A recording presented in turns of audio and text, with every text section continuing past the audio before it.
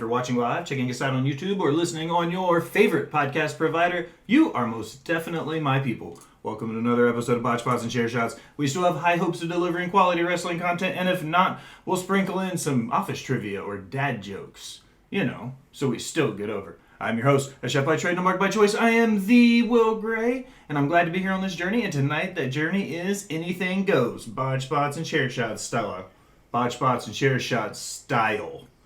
Joining me tonight is the man who comes with his own disclaimer, and that is the opinions of the Yellow Shoe Guy are his and his alone, and do not reflect that of the Smack Raw Podcast Network or Botched spots and chair shots. Bobby Mack. Bobby, how are you, Bubba? Dude, I'm amazing. Florida's favorite son is home, back in Orlando. Mickey, move over because B-Mac is back. And ladies, be ready. The mouse is back. Bobby Mack, the mouse is back. What's the most exciting thing you're looking forward to about being back in Florida? I can't remember her name, but she's definitely blonde wise. 1 minute, 37 seconds. Also joining me tonight, perched upon her iron throne in the boss bitch's corner, is the Hova to my Beyonce, the Bonnie to my Clyde. She is the brains of the operation. We call her the boss bitch, Miss Allison Siegel. Allison, how are you? I'm good. I'm really hoping it doesn't snow here in about an hour, but we're good. It's that frigid winter storm that's about to sweep through the southeast. It's going to get like 30 degrees, but it's going to feel like negative 15. You might get cold too, Bobby. It's supposed to get down in like the 50s and 40s for you guys. I think Christmas morning is supposed to be 30 degrees, like starting off the day. Did you pack a jacket? Do you even own a winter coat? Dude, I do. I wear a coat anytime it's under like 75 degrees. So I've owned coats for quite a while, but I still wear shorts. Okay, before we kick off tonight and I ask you guys what has you pissed off for greatness, we have two things we've got to shout out. The first one is hashtag Holly Strong. We're giving a shout out to Holly and Prince. Prince is a content creator over on TikTok. They've had an unfortunate cancer diagnosis in the family, so we're all kind of shouting out at Holly143831 for their Cash App, so that way you can donate to the cause around the holiday season. Allison, you've got some information as well for somebody else? Yep. I can. Did you pull it up? Did you send it to me? You want to share that information, Allison? Yeah, I sent it. I got it. A good friend of the Smack Raw Podcast Network, one of the other hosts, Ted, the Hillbilly Hill, the Hill Truth Podcast, recently had an issue and had his house catch fire. There is a GoFundMe to help the Charles family after a house fire. If you search for that in GoFundMe, you can be able to go there and donate. It was started 7 hours ago. Dakota Charles is the name if you need to search for it. But help both those out. Those are two great content creators in the pro wrestling world that need some help for those who can give this holiday season. But I start every episode the same way. Ladies and gentlemen, what has you pissed off for greatness this week in the pro wrestling? Allison, I'm going to let you tee off. Ladies first. What has you pissed off this week? Oh. I wanted to go last because it'll segue into my news and rumors. Bobby, what has you pissed off for greatness this week? What has me pissed off, I'm going to capitalize on this Mandy Rose thing. Like, for her to have her agent come out and say she's going to be a millionaire by Christmas, I think that was unprofessional on her agent. Like, is the agent just trying to, like, project, hey, you know what, I'm managing Mandy Rose? That to me, just saying it's arrogance. And I usually like arrogance, especially for somebody like Mandy Rose. But to me, that I don't know. I think it's just crossing the line and just saying, hey, you know what, F you wrestling fans, we don't need you. We appreciate everybody that's buying this other content. And she's going to be a millionaire, so screw you guys. I still say one of the best things for Mandy to do is to go after that third party bag. If she goes somewhere like AEW or Impact or even, Stardom or New Japan, probably the bottom of those three. But Impact or AEW, either one would allow her to continue with this fans only account, or what's it called? Friends only or whatever. She's not on the other ones, but she's on whatever account she has. Fan times. But AEW and Impact both would still allow her to keep these sites up. So I feel like the best bet for her would be to go somewhere like that would also give her wrestling money. I've said this in the Sasha Banks debate. She gets to go to New Japan and get wrestling money, but also work for Disney and get Disney money. Mandy Rose could do the same thing. She could keep the third-party content money as well as get top wrestling money by going to an Impact or an AEW. Yeah, but I don't think she needs to work as a wrestler. Like, what happens if she like breaks her nose or gets bruises on her body or whatever? Like, I'm not sure, like all the fetishes or whatever that people want to buy. But if she can make it on her looks, then why not? Like, who's the Disney girl? Thorne. Her last name's Thorne. Bella. I can't remember. Bella Thorne. She's like one of the top people on OnlyFans making money, and she was on a Disney kids show. She's done other stuff. Yeah. Yeah. Apparently, you know more better than her content. I just know it's $9.99 a month, but for research purposes yeah, only. #science. Yeah, always doing research. But yeah, it's like like she makes all this money doing this. She's not risking her body. She's not even like acting, I think, anymore. Really, like it's just kind of like hit and miss. So, good for Mandy. She took and I remember Allison said this last week. She took her fame from WWE and projected it to this other career. And I put that in the same line as John Cena, Dwayne Johnson, Roddy Piper, even back in the day. They took what they had with wrestling and then they went beyond that to do other things. But she's not that big in wrestling, and I think without wrestling to get people to remember who she is, like this whole thing about wanting to see her, whatever, is going to fizzle out because she doesn't have anything other than wrestling. Yeah, I mean, she's a pretty girl, but without wrestling, she would literally be nothing. Her looks were not enough for her to be famous on her own before.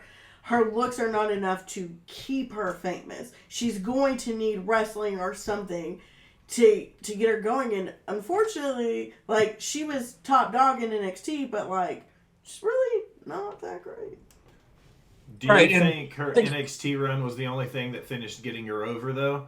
If she had stayed on the main roster, do you think she would have been as successful if she stayed on the main roster had she not gone back to NXT? No, because NXT presented her in a different way. She was doing that goofy stuff with Otis in WWE before she went to NXT. Come on, that was a little bit funny. It was funny. It was good. It got Otis over, but I'm not sure how much it got her over. NXT, she ended back up in NXT. Yeah, NXT, dude. She was she changed her style. She became really good looking person to pretty much gorgeous. I feel with her, just kind of like a Paige Van Zant. Paige Van Zant wasn't a great fighter, for Ultimate Fighting or whatever else.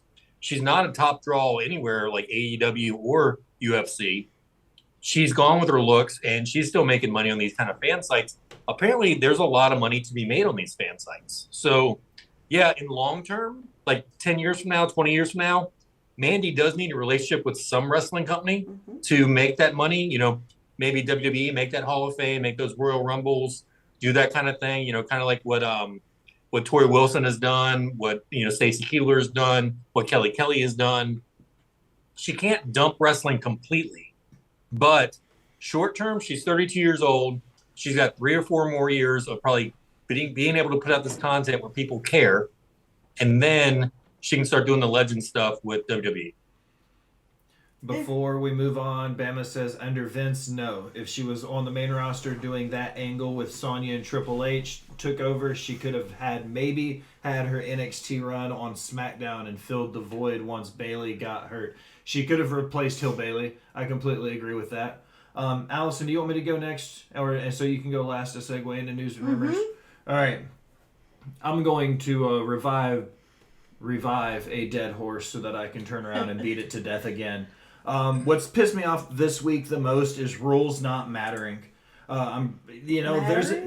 Rules don't matter in pro wrestling anymore. Watch an episode of Dynamite, watch an episode of SmackDown. Rules in pro wrestling are completely non-existent.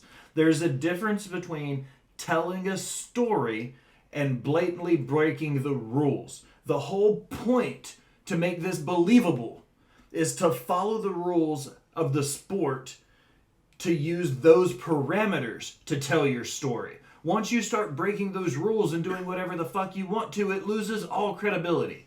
Like, the whole point is there's supposed to be rules you follow that tell a story in the ring. Once you start breaking rules, it doesn't matter anymore. That's what has me pissed off for greatness. Thanks for coming to my TED Talk. Now, as we close another episode of Botched here. Yeah. No, I agree with you 100%. Like, there's no like real, like, you can smack somebody with a chair. The manager can interfere now. The referee will see it and just say, hey, you're going to the back. If they even do that. Like, Even the if you days get that far with them.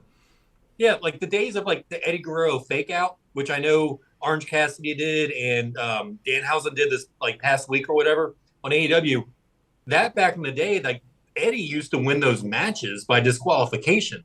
It wasn't sending the guy to the back. It was, hey, I got hit by a chair, I got kicked in the nuts, and the match is over.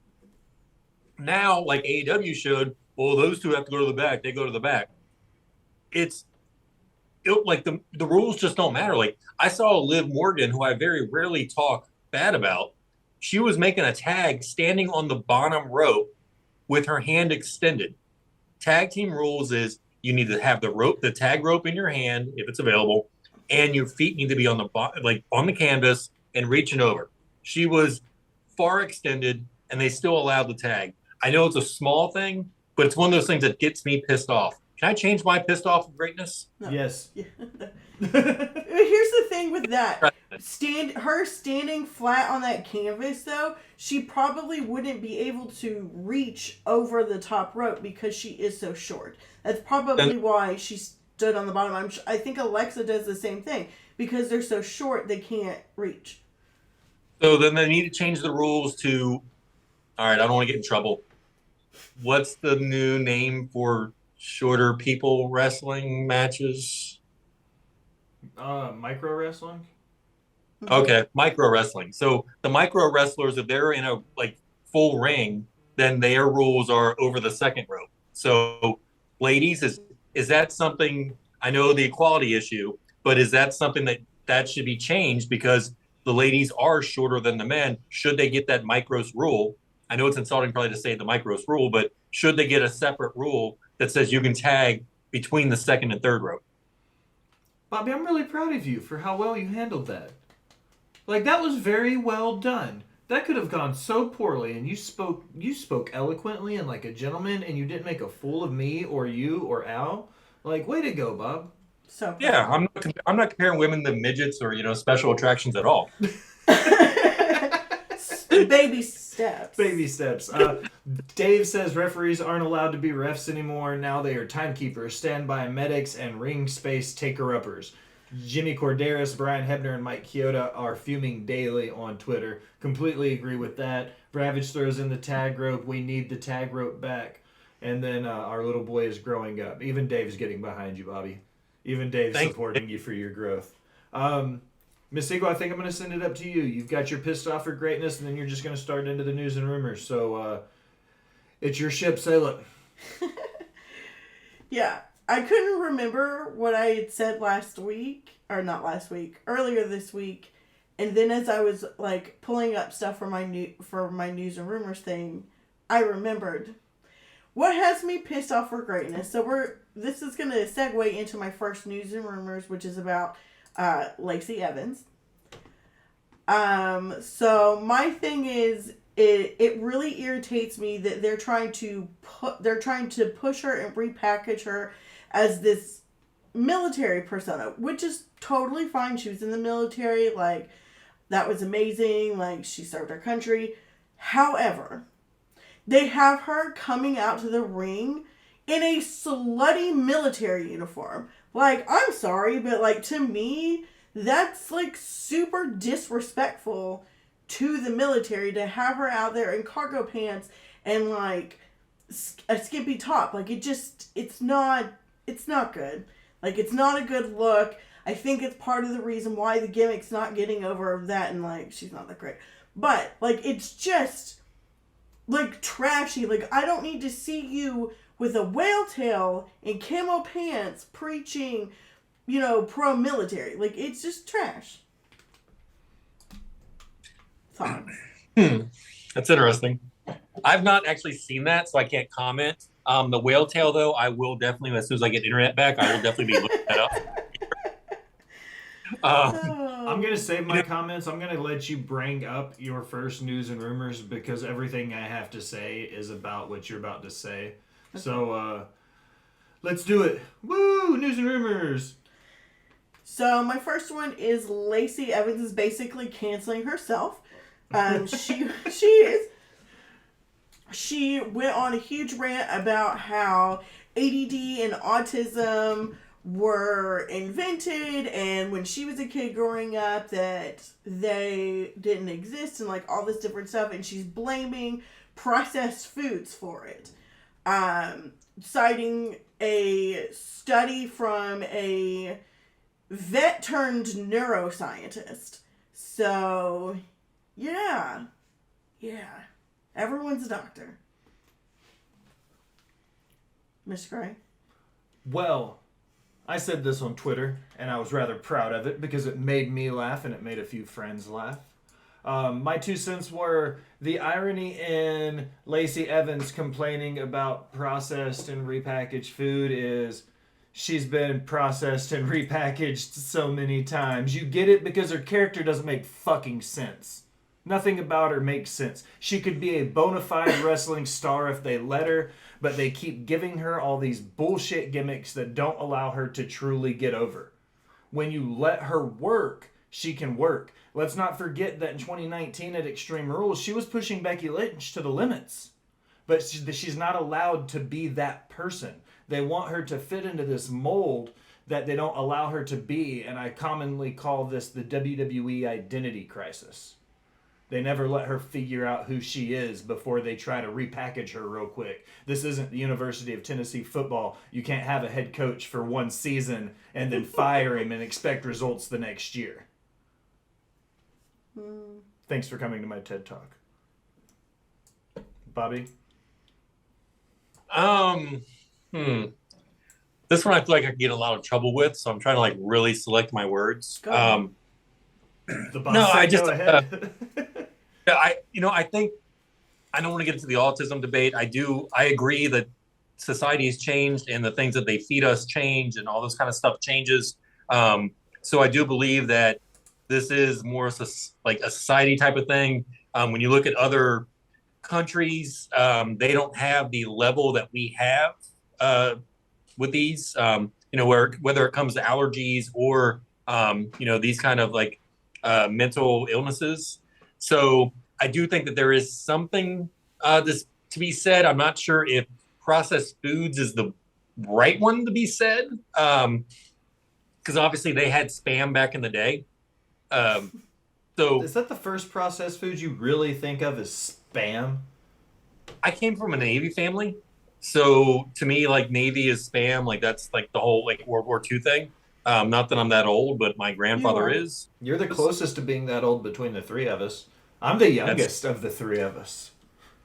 Wow. I'm the youngest. Yeah, so I do feel like the things that the U.S. has done, like there are definitely things out there that has made us more acceptable, right? Is that the right word? Acceptable. Acceptable, receptible, acceptable. I don't know. I feel like yeah, I don't know. I feel like yes, there is something that has changed in society from 100 years ago to now that's making these illnesses happen and all this kind of stuff. I don't know if it's processed food or not. I would applaud Lacey for at least taking a stand because like she's read some stuff, she's just not reading headlines. So good for her on that part. But in today's society, for her to take a stand like this, it's going to kill her career. And that's something that she probably should not risk with her opinion until she has some hardcore facts like what's his name? Chris, the guy with the concussion guy from WWE, now the concussion specialist. Chris, I can't remember. Bobby? Oh, his name Chris Nowinski. Chris Nowinski took a stand against concussions and did all this stuff, did research and got legitimate stuff. If Lacey Evans does the same thing, gets into legitimate, things and studies and scientific facts, then yes, I would support her on it. I do support that she has an opinion. I don't know if her opinion's right or wrong. but I do believe 50% of her opinion is correct, that there is something that's changing in the world and changing America that's making this illness like more and more prevalent. And I do have a stepson, kind of like my daughter's got a stepbrother that has autism, and yeah, so I do know the subject kind of well. I think her opinion, I think she's right to have her own opinions and freedom of speech, but I think when you share false information, when you have that huge of a following, that's when you get into that gray area of right from wrong. Because there's a huge difference if I say something and my little following compared to Lacey Evans sees it compared to when she says something like this and her millions of followers see it. We also have to take that into account. She has to be aware that she's a public figure and the things that she say matter more than just in her bubble. Because I say that a lot, like my real world life is my own little bubble and I choose who I let into my real world bubble. Like her real world bubble is a lot smaller than mine because the outside world is so much larger to her. Like when she says and does these things, like she has to understand there's going to be real world ramifications for her because of what she said. Yeah, like when you and I would have a conversation at a table at a bar. Correct. It was between you and I. But if I put those conversations on Twitter or TikTok, then those conversations would probably get the show banned. So like that's the kind of stuff. Again, these celebrities got to realize it's no longer, just your opinion going out to your friends and family. When you put it on social media, like they look at you as heroes. Like it's, if you look at the 50s pro wrestlers, like Gorgeous George, he was a hero only because he was on television. Like they perceived him as this famous guy. He wasn't a great worker. He was a good character. They've got to realize the same thing with social media. Nowadays, a lot of people are headline readers, and they'll read a headline that just says, Stacey Evans says autism is fake or it's due to canned goods. Yep. They won't read the article to explain why she said it. That's and because words are hard for some people, Bobby. And that's the issue. Is like that's the problem is, people will read a headline and take that as fact instead of reading the article that supports the headline or gives you like things to read on that headline. So yeah, it's a dangerous slope. Like that's why, with my 132 followers on Twitter, I am very careful about what I say. Right. I mean, the funny thing is that like people are pulling up a product placement thing that she did, I guess before she left with this last baby. Is this the corn dog thing? Yeah. Where What's she's the like corn dog thing? pushing like processed? Yeah. processed food, corn dogs, like with her daughter in the commercial. Like, let me pull up what year it's from. Nothing says America like corn dogs and being a Marine. It's from 2 years ago. So from 2020, that's what she was doing during the pandemic, was eating eating corn dogs. Yeah. Bama says it's also unfortunately not popular to be a patriot anymore and hasn't been since like 2010. Everyone wants to be equal. If you strive to be the best in the world, you're automatically a heel. I've said it 1,000 times and I'm not as nice or eloquent as Bama. The world's gotten fucking soft, guys. That's all there is to it. I'll say it. Miss Siegel, let's go move on before I get canceled. Lord. FTR hints about going back to WWE, saying that they will work with Cody Rhodes again very soon. Forever the Revival. Every week, I want to say it every week. Forever the Revival. They're the best tag team in pro wrestling. That's it. If they have a chance to go back, I think now's the perfect opportunity because they've got the IWGP belts. So going back to WWE is obviously not a huge problem for them right now because they've got the never openweight champion and Carl Anderson on their roster going back and forth between New Japan and WWE right now. So I think this would be an ample opportunity for the Revival to make a WWE return. Ravage, I love you. They are the best tag team in wrestling. Aussie Open can be number 3 behind FTR and the Usos, my friend. Okay, so where would they fit? That's what I was going to say. FTR could come in and be the team that takes the belts off the Usos if played right, or Sammy and KO could be the transitional champions that could give them time to get in, get established, and then get the belts. When's the contract over? I believe their contract is one of the January contracts. They haven't announced an extension. Ravage says no, they're not. All Wrestling for Life is back. He says these are sad days. What are sad days, Bubba? You're right, Ravage Dragon. They are top.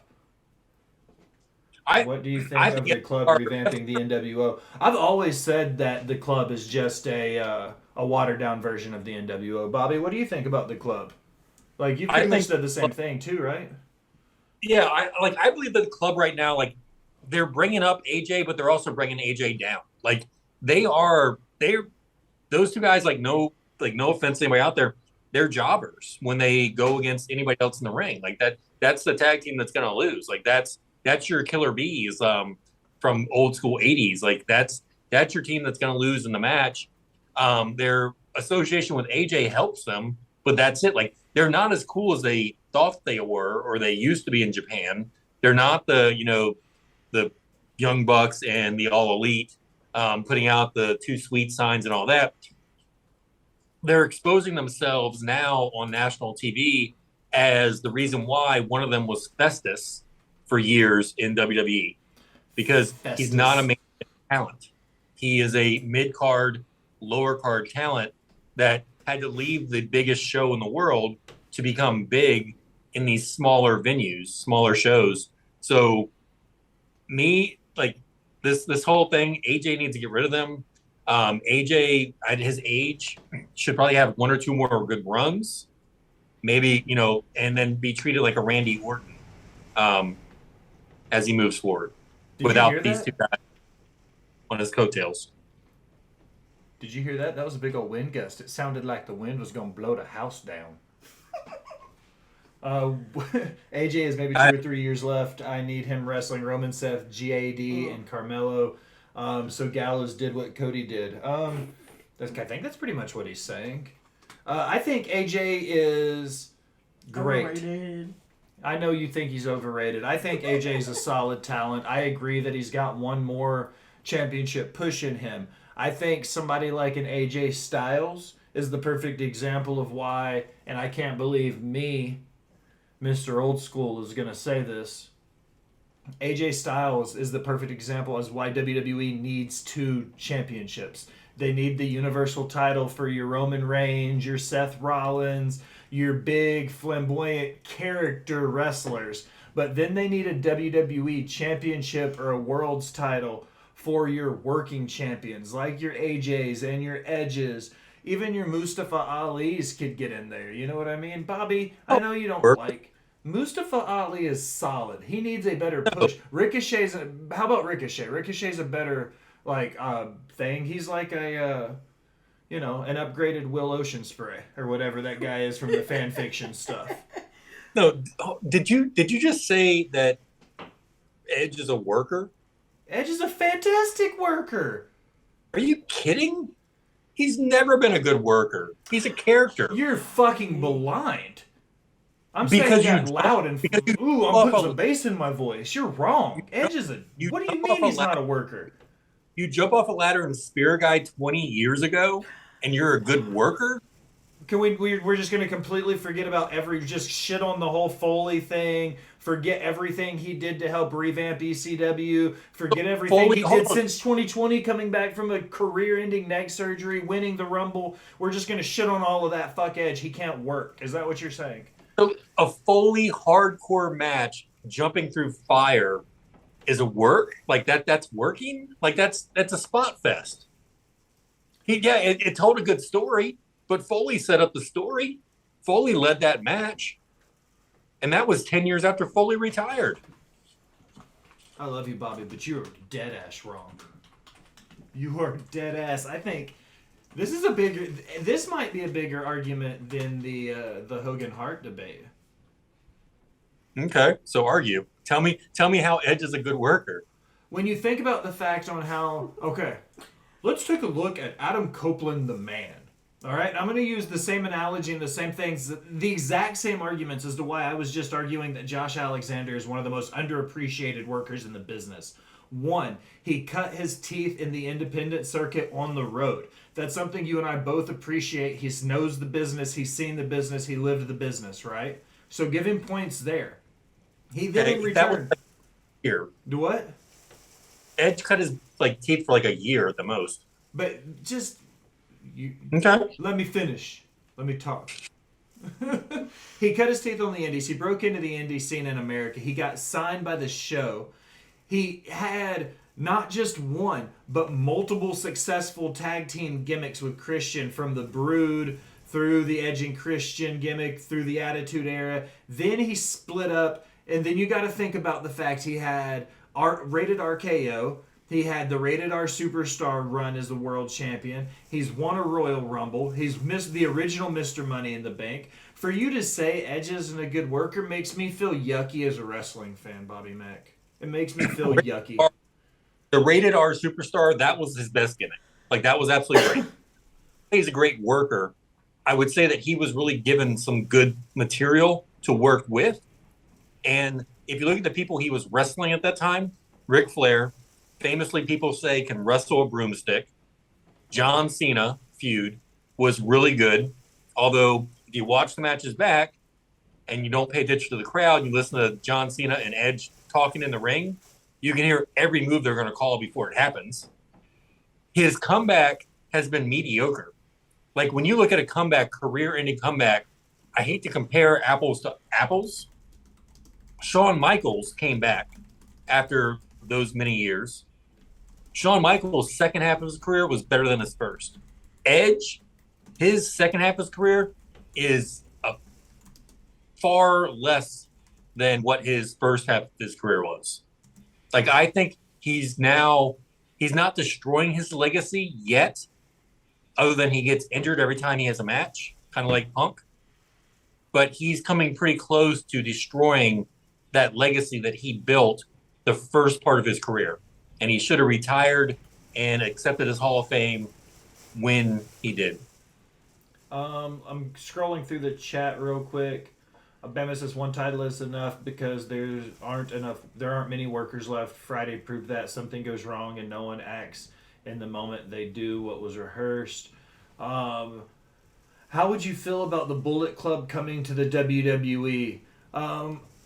I feel like the OC is already kind of their watered down version of the Bullet Club.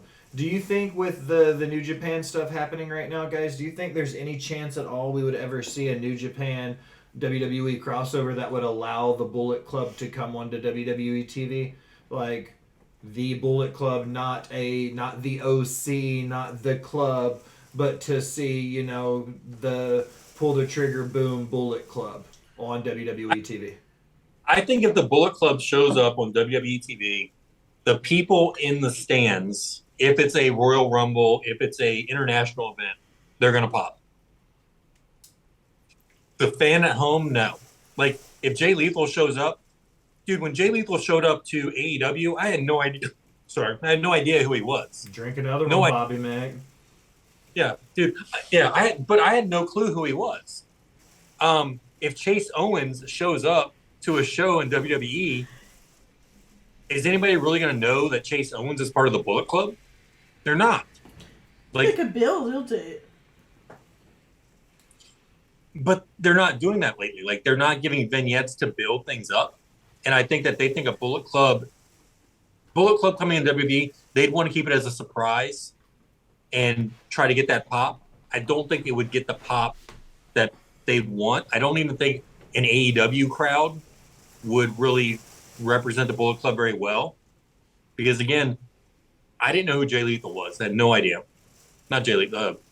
Jay White? Jay White. Had no idea, Jay White. No idea.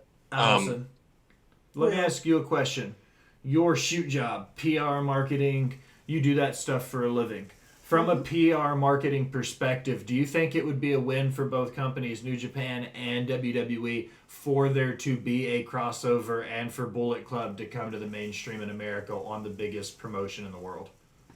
Yes, but they would have to promote it beforehand because, like Bobby said, like, not to give Bobby credit where I don't wanna, but I mean, not a lot of people know a lot about New Japan. I mean, they know it exists, but they don't know who the players are. So they would need to start building those stories. Have a couple of them start coming over before they do a big thing, or at least do some vignettes, some things like that. I mean, if it is built and marketed right, it could be amazing for both companies. It would get more eyes on New Japan, and it would bring a freshness to WWE like they need. I mean, AEW did that one joint pay-per-view, was it this summer? Was it this summer? Forbidden Door, yeah, it was 2021, Yeah. 2022. It was terrible. Because they didn't do it right. They didn't give it enough time to build. They didn't build stories between both companies. Like, this coming from Miss, I'm so tired of Bray, I want him to wrestle. First of all, this has been 6+ months of the We're not even talking about that right now. Shut the fuck up. I totally agree with that. At least a couple of months, 2-3 months of building these stories so that them wrestling each other makes sense. You know what I mean? Like, it would have to make sense in order for it to work. There would have to be stories and not just, let's wrestle. This is one of the failures of Triple H versus McMahon. McMahon put those vignettes out. Triple H, he's bringing back people, and Emma's a prime example, kind of like the Tony Khan thing, that he just puts them on TV expecting people to know who they are, and they get no reaction. And Emma was really embarrassing when she made her comeback to do that. And I feel like that's what WWE lacks right now without Vince being there, is the vignettes to build superstars instead of expect people to know who superstars are, because there's not everybody's a smart wrestling fan, and sometimes we need that guy hitting that 100-foot golf putt or sinking the basketball from the half court, playing frisbee golf and hitting every one. We need that to build a character and get excited about it. Yeah, I mean, one thing that they could do that I think would be really cool, and Will and I have talked about this, like, they could take, like, a War Games situation and do WWE versus New Japan in a War Games. Like, that would be fucking baller. Like, I would see that, and, like, that way you wouldn't have to get invested in the stories, really, but you could have, like, sort of who's the best, like WWE or New Japan. Obviously, we know that WWE would win, but it would be pretty banging. My opinion. Miss Siegel, what's next on your list? I'm going to read through the chat and write some of this stuff down. Marie, hey, big shout out to Marie. Somebody who knows a lot about New Japan Pro Wrestling.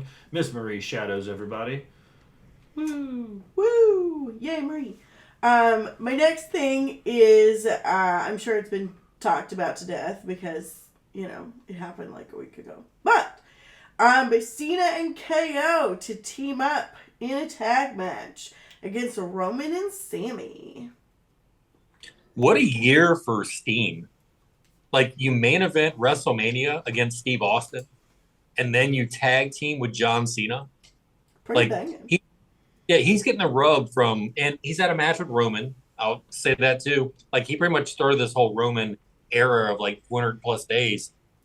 Steen has had Owens has had an amazing year, like amazing year and a half, 2 years. Like, for a guy that really, I think, is like buried a lot of times, like not buried, not thought about much in that main event picture. When he gets to the main event, dude, he's main event all the way. Agreed. I've always said I've been a big KO guy. Last week, shameless plug, Ring of Honor title.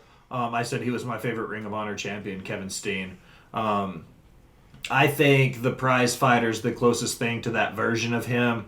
You're right. The absolute banger of a match he had with Roman a few years ago at the Royal Rumble. You've heard that a few times tonight, Bobby.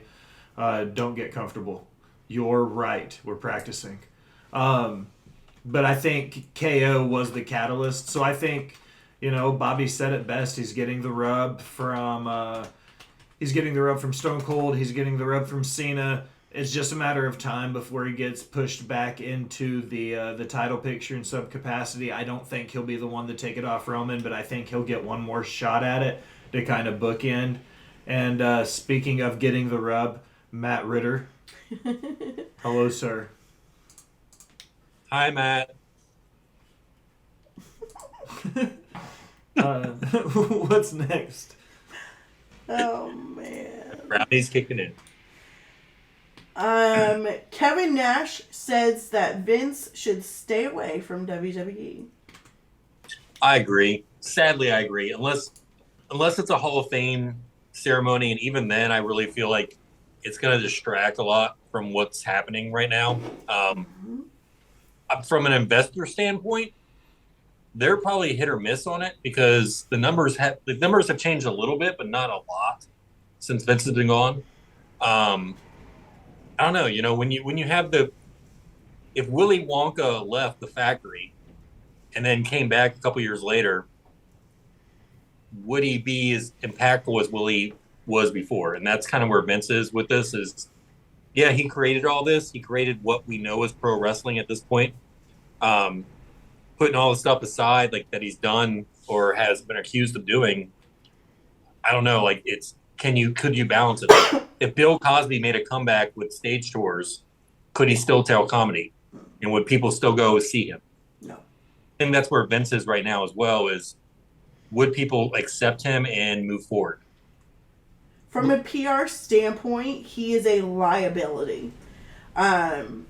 Because of all the things that, he's accused of doing and, all the things that are out there, all the other things that are not, SA claims, just other things in general that have come out over the last couple of years about, some of the shady things that have been going on in WWE. Like, at this point, he would do more harm than good. Was he, great at what he did? Absolutely. It doesn't take away what he did for the sport, but he's just, at this point, he's a liability to the company and needs nothing to do with it. He needs to keep his mouth shut, clean up his mess, and stop trying to make headlines for himself. Well, it's like you don't NFL inviting O.J. Simpson to events. Right. All Wrestling for Life says, I feel like if Vince comes back, but on an on-screen authority, Bama chimes in with so only as the Mr. McMahon character, no creative input or control. Maybe. I'm going to go with, Forbes. They're pretty good with judging how companies should be ran. They're a magazine of some sort, but they pretty much said he needs to stay the fuck away from WWE and be as far away as possible. Did you hear that hit come out of me for a second? I sounded southern. It's that coffee cake. It was that coffee cake. 45 minutes later. I think that if he came back as the Mr. McMahon character, that might be one thing, but I think right now he still has too much heat to do it. I don't think there's a way to safely get him back on the scenes with the amount of heat he has without there being some backlash. You think if you bring him out, though, and he is like, he's confronted by like a Hart or like a Bret Hart or a Rock or a Stone Cold or a Hogan, even Michaels or Triple H, do you feel like then the WWE wrestling fan with the short memory, do you think they would forget about all the stuff backstage and then just go forward with the story? Like you're saying the Mr. McMahon thing, but do you think like it would take a big name to make us all forget that, to launch that new Mr. McMahon? Here's the thing. It's not the WWE universe or the wrestling community that would be the problem. It's going to be all the other people that we'll see on social media and everything else. Like, hey, this scumbag was allowed back on TV after all these horrible fucking things that he did. it's not just about like whether the community will accept him back. It's bigger than that. Like this situation is a monster. I mean, at this point, like he's millions and millions and millions of dollars in hush money. Like you don't give hush money to somebody who's lying. Like not when you're a big company with big fancy lawyers. Like that's the thing. Like these women were given money for a reason. Their NDAs have expired.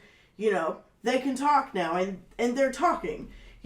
He's, no matter what he does or who helps him get over, he's going to be a liability forever at this point. Like, your reaction? If they were to try to put him in the Hall of Fame this year, like, that would be a mistake as well. Like, it's going to be a long time before I think it's even going to be acceptable to put him in the Hall of Fame. Not because he doesn't deserve it. I'm not saying that by any means. But what he's done is just not acceptable. If you were in an arena and No Chance in Hell popped on the PA, what do you think your reaction would be? Say that again. If you were in an arena going to a WWE show, mm-hmm. and the No Chance in Hell, that's his theme song, mm-hmm. popped on, what would be your reaction? And then counter that, what do you think the reaction would be of all the people in the audience? My reaction would probably be like, what the hell are they thinking? Me. Because I'm coming at it from like, from a market. Right. I mean, people are going to pop. But again, it's not the wrestling community that that will be the problem in this situation. It's going to be all of the outside factors. The wrestling community, I think, would forgive him and move on. But that's not the point. There's a bigger picture, and WWE being a publicly traded company, like, these are things that they have to think about. Matt says, and I quote, "Damn, Bobby. Anyone that has wrestled consistently in the last decade that you could pair with Vince, if you have to reach back to the late 90s, early 2000s for someone to make him palatable, why bother?" I don't disagree with Mr. Ritter there. I feel like it's like one of those job reference things. If I put job references and they're all from people 10 years ago, they're going to be like, what the hell have you been up to for the last 12 years? Well, because my thing on that, and I agree with Ritter to a lot of that, is the fact that WWE, other than Cena and Reigns, hasn't created a lot of stars in the past 10 to 20 years. Like, they're probably the biggest ones. And Cena, I would say above Reigns, is at least a star outside of pro wrestling, where if I think he walked up to the common person on the street and said, "Hey, what do you think about Roman Reigns?" they might not know who he is. So the Attitude Era, people did know pretty much everybody on they knew the top stars. They know Stone Cold, they know The Rock.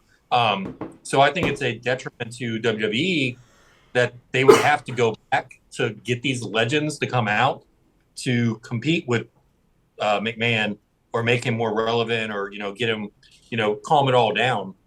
So I agree with Ritter, but I also think that that's part of WWE's problem at this point is they haven't created anybody new for me to mention. All Wrestling for Life sticking around in the chat says, what's messed up though is everyone talks about Vince, but nobody else wants to talk about Austin beating Deborah. This is one of those things where we're gonna start testing that gray water of, if you get so big, do people stop looking at what you do outside the ring? Because Austin got some leeway there. Macho Man got some leeway. Luger got leeway. Snuka got leeway. Do we think the only reason why Vince didn't get any of that same leeway that we've seen over and over again in the business is because he had the biggest mark on his back by being the owner of the company? Do you think this is one of the only time that being the shit can't roll uphill? You know what I mean? No, it can't roll any further than that. No, the thing I would say is it was a different time. So the fact that, Austin was a big star at that point in time, and it happened with Deborah, all the allegations, the internet wasn't as prevalent as it was or is now. Like, we didn't have the cancel culture that we have now. And Austin is not the star that he was then. So if Austin makes some huge comeback, if Austin, luckily WrestleMania last year they didn't do it, but if Austin starts like starring in movies, or if Austin like gets a TV show, if he becomes more prevalent again in culture, that stuff I guarantee you will come back up.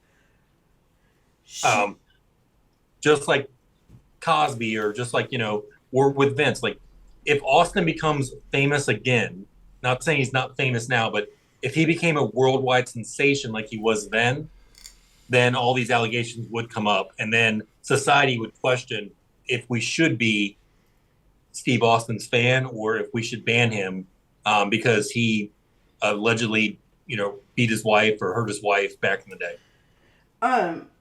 Ritter makes a good point. Plus, we all knew about Austin. He apologized, and as far as we know, he hasn't done it again in 20 years. If we had more women / ex-wives coming out against Austin, he would face the same backlash. He also didn't pay her millions of dollars to keep her mouth shut and make her sign an NDA and then hide it from the company. Where'd it go? I moved the screen. And I'm not condoning what Vince did at all. No, I know. Yeah, like he obviously had these affairs. I guarantee you Linda knew about all of them. Like, for sure. I feel like they had an open marriage on all this stuff. You don't do what he did with Trish Stratus or all the other divas that he was doing stuff with on screen without actually being involved in doing stuff like that. Like, he's not an actor. But Vince, Vince did what he did. He got with all these people. I'm pretty sure he had them sign all these NDAs for the fact that he was who he was, and he was trying to condone, like at that point, it was a family business. He was the leader of the family. Him and Linda were happily married. I don't know if in hindsight, he would have even offered these women that kind of deal or done this kind of stuff with them. Like, I'm sure he would have had sex with them and all this other stuff. I don't think he would offer the money to stay quiet, because at this point, he really doesn't need that. You mean then or now? No, like I think looking back, I think if he would, like, he didn't have to say, I'm going to sleep with you. I'm going to give you this much money. Don't tell anybody. That's exactly. Like, I don't feel like, I feel that's what his damning part was. Less than like maybe like a Bill Clinton or a Donald Trump that did all this stuff, didn't pay any of these women, and then they come back and attack you. I think he would have had a better defense if he wouldn't have paid them up front than what he did now.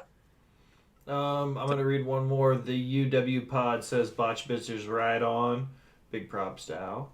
Fans Always wouldn't care, but in the big move picture, it's not a smart move. It's also a new chapter in the WWE. Vince would hurt the business. That's why he's gone.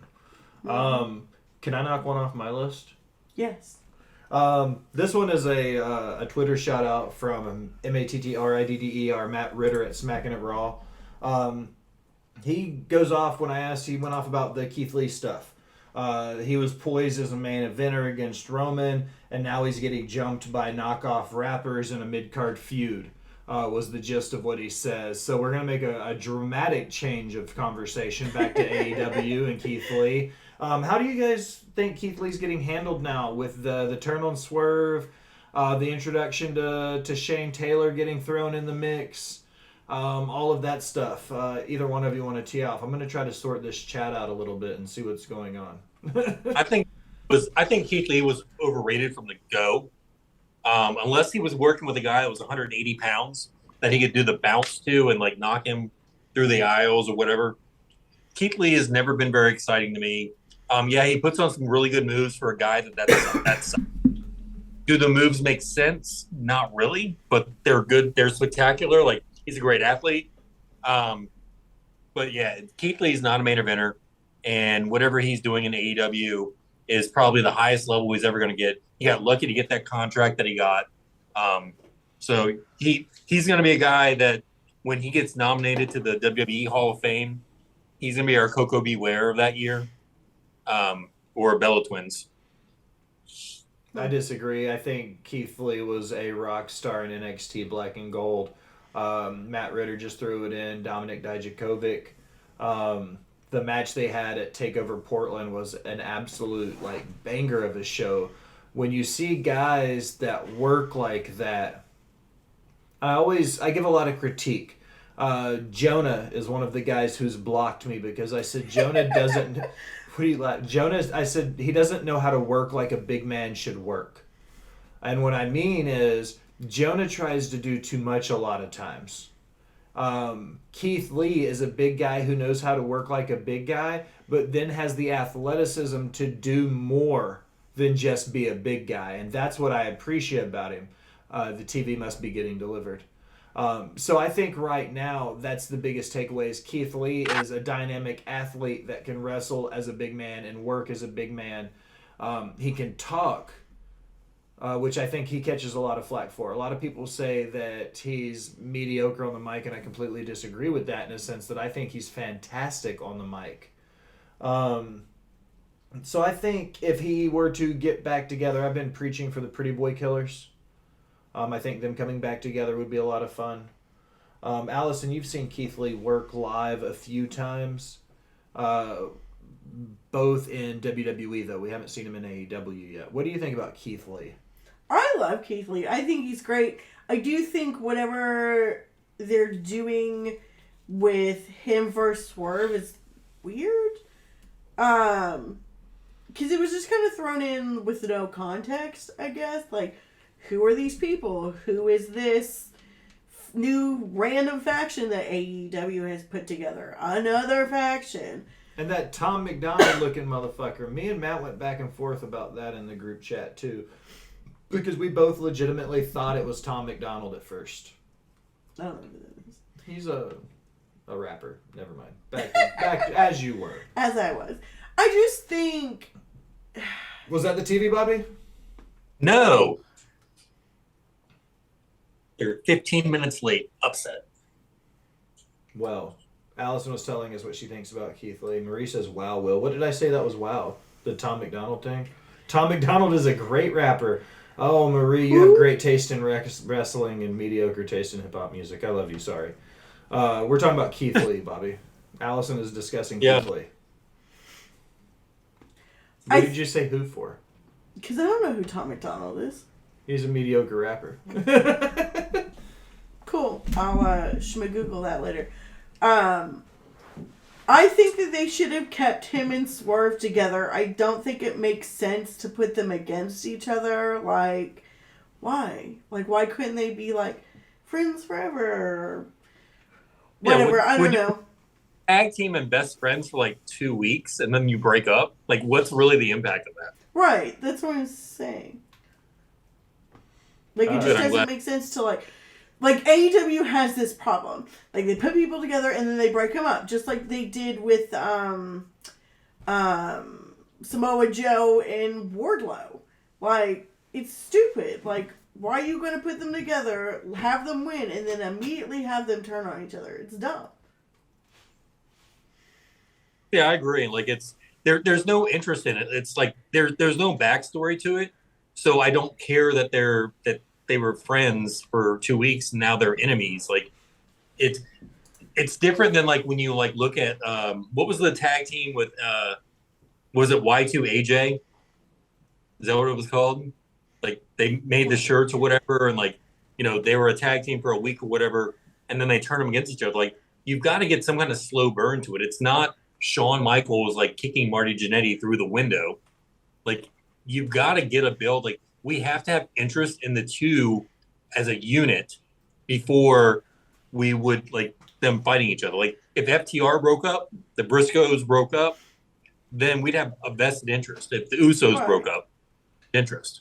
But if, you know, Otis and, you know, whoever tags today, Khali tag today, and then 2 weeks they break up, it doesn't mean anything to us.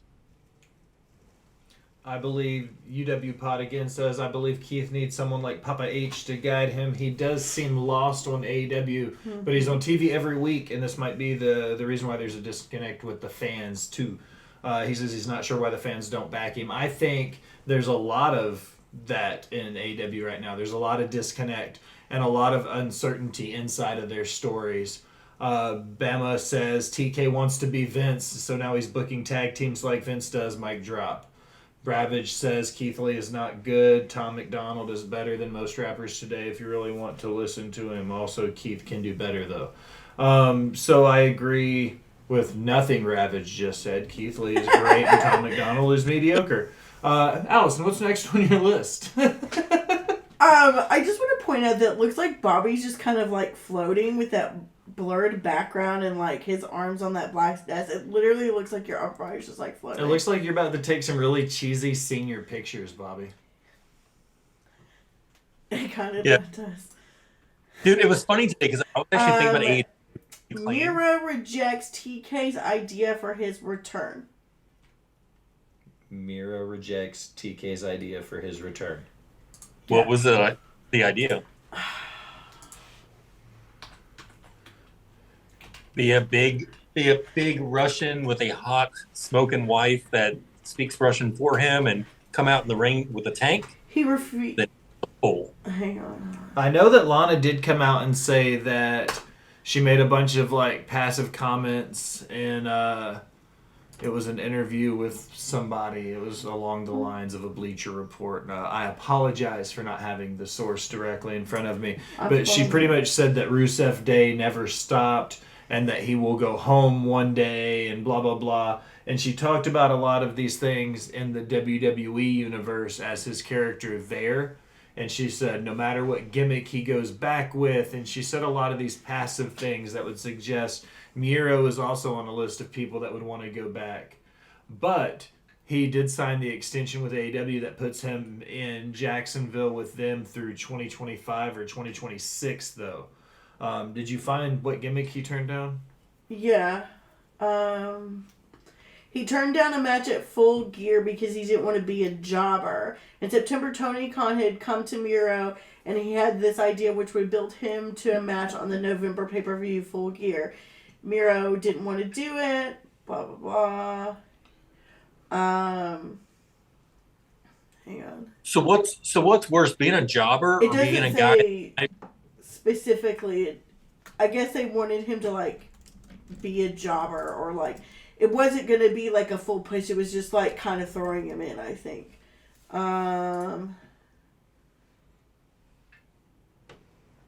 It says... That's good for air. Yeah, I don't know. Yeah, it is.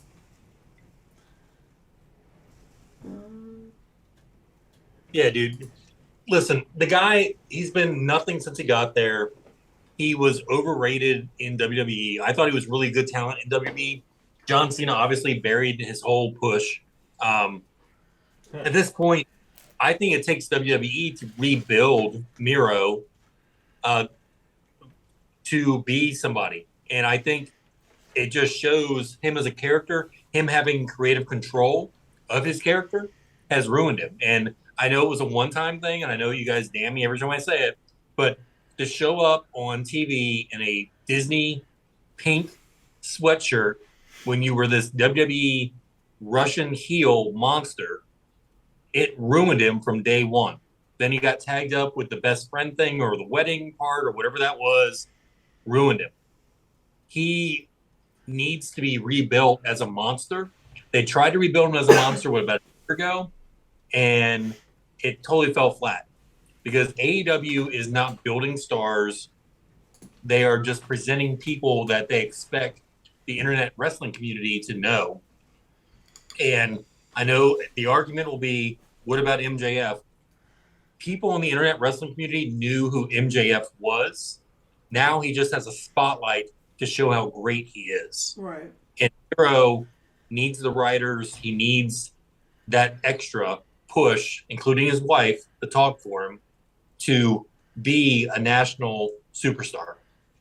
Yeah, the problem is that he was going to lose at All Out, and he didn't want to do that. He didn't want to be off for TV as long as he had, and then come back and then immediately lose. So famously, Roddy Piper never lost.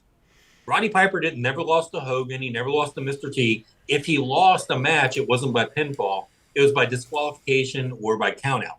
And he got over for, 30, 40 years. if Miro was that kind of star, if he could talk on the microphone like a Piper, you could see that happening. But for a guy that's not even being used on TV, he's just signed to the company. Miro has no power whatsoever to demand what his character is doing. But unpopular opinion about him as Miro or Rusev. If you look at his career in both companies, what was the biggest he ever got? A big brooding monster that held a mid-card title. That's all he was in both companies. He never got a chance to be pushed further than that. So until if he goes back to being the Redeemer, then great. Be the Redeemer and push to the world title. Prove that you can be the face of the company. If you're going to pick Rusev Day and go back to WWE World, then prove that Rusev Day can be big enough to dethrone a Roman.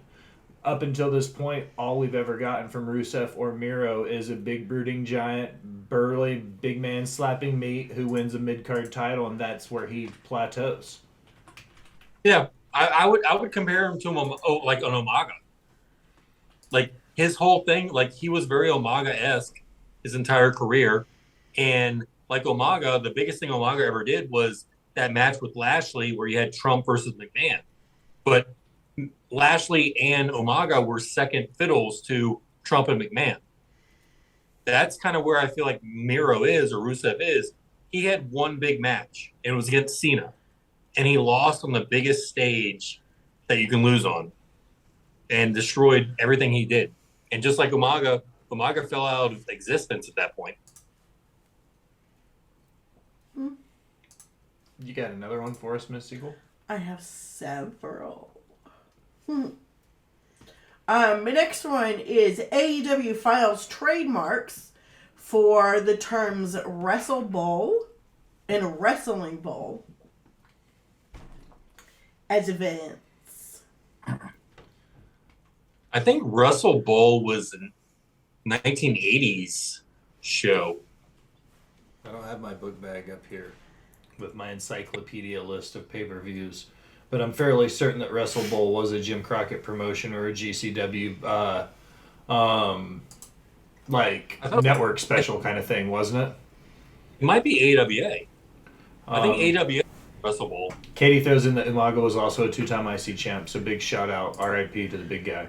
I will say how they have it is Wrestle Bowl is one word and Wrestling Bowl is two words. I'll tell you what, as soon as we get off the air, I'm going to be wrestling with a bowl. That's what I'm talking about.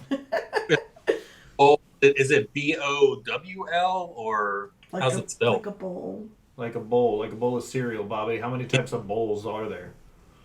BOUL. That's a bowl, or BOWL is a bowl. So I didn't know if it was like a bowling tournament that they were going to do, or... Oh my God, Bobby. Still spelled the same way. Matt says they want to be WCW so bad. He says, wasn't it a WCW Dusty thing with tag teams that were odd pairings or something like that?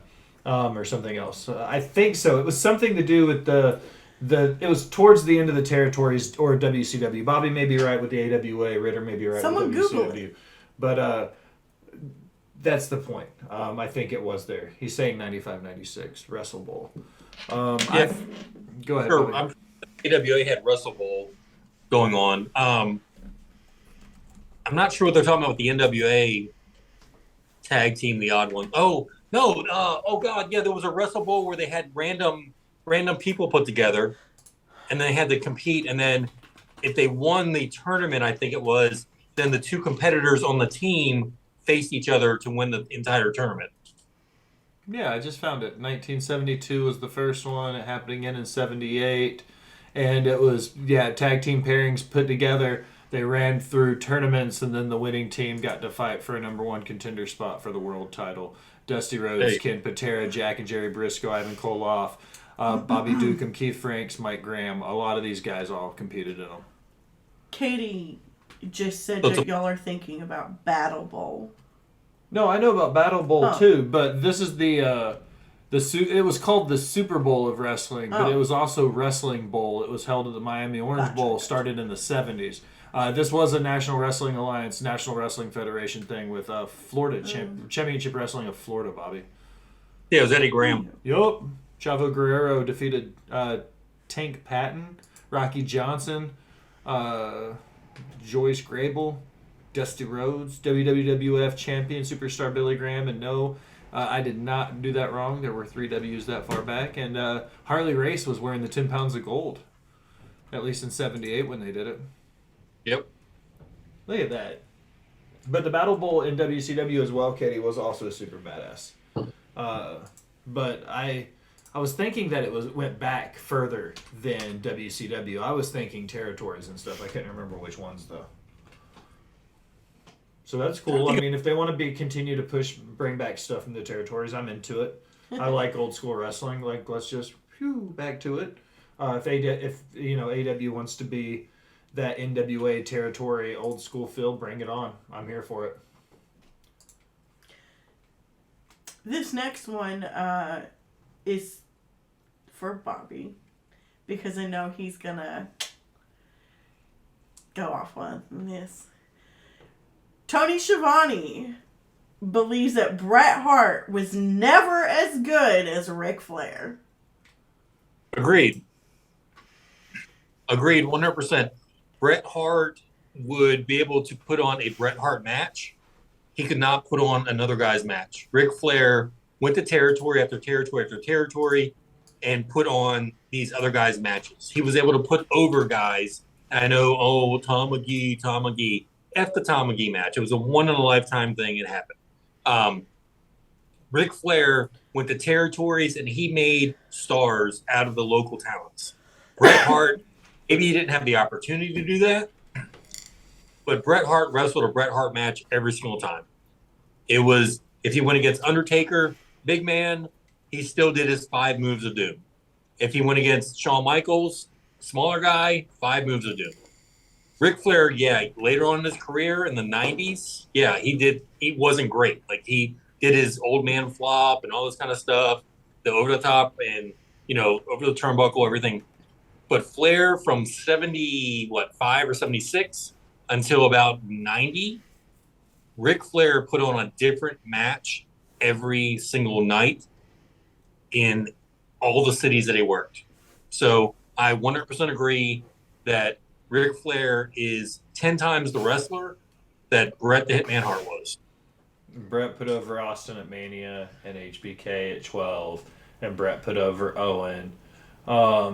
So I can think of some legitimate stars that Bret helped out at certain points in their career to help them get over. I think Austin and HBK and Owen are 3 pretty big ones that he helped carry matches. He was definitely the ring general for those 3 matches and helped put all 3 of those guys over to a point in their careers when they needed it most. Everybody knows that HBK was struggling in the late 90s with everything going on, and Bret was an anchor point. This isn't about him being better than Ric Flair. When it comes to technical ability, Bret Hart could out-wrestle Ric Flair 7 days out of 7. Oh my God, are you kidding?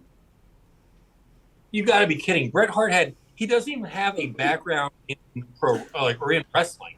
Ric Flair does. All he learned was pro wrestling. He can do the chain move, boom, boom, boom, boom, boom. But to tell the story, how did he get Hart over and Austin over? Yeah, he lost the match. Yippee. He lost the match. But the same story was told. It was, Bret 5 moves of doom. Fifth move failed. And they all capitalized on it. As opposed to Hogan's 6 moves? Hogan has 8 moves, thank you. I love you. Matt says Bret made Hogan look like an average in-ring worker. I think saying Hogan was an average in-ring worker is a bit of an upgrade. But we're talking about work. So Will, as a chef, if I told you that you only have to cut scallions today, but you're capable of filleting mignons and doing all this other stuff, but you're getting paid to cut scallions, are you going to go above and beyond and go, hey, you know what? I can cut the steaks too because all my work's done. Or are you going to accept the job that you're hired for and get over by doing that because your boss says, you know what, Will, these are the best scallions I've ever seen. Like, they're quarter inch. I love them. I'm going to be honest, there's a reason why I was an executive chef by 24, was because I was the dude that was like, fuck those scallions, I'm going to do everybody's job.